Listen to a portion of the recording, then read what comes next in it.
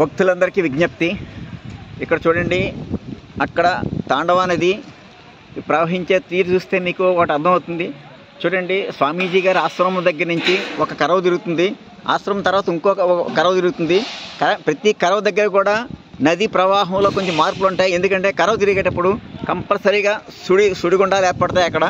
ఇక్కడికి మనం సుడిగుండాలు ఏర్పడతాయి. ఇక్కడ మనం చూసినట్లయితే కొంచెం ముందుకొచ్చి ఇలా చూసినట్లయితే ఇక్కడ పెద్ద పెద్ద బండరాళ్ళు ఉన్నాయి. ఈ ప్రాంతంలో పెద్ద పెద్ద బండరాళ్ళు ఉన్నాయి కిందన.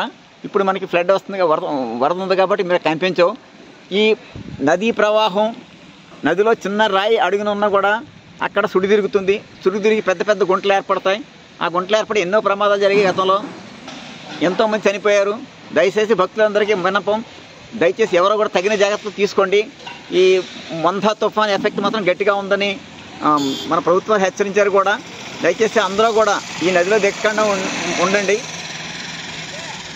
దయచేసి అందరూ కూడా ఈ నదులను కలుషితం చేయకుండా ఉందాం. భావితరాలకు మంచి పర్యావరణాన్ని, జీవ వైవిధ్యాన్ని అందిద్దాం. ధన్యవాదాలు. హరిత వికాస్ ఫౌండేషన్ మీ దాలేడు మాస్టరు తుని.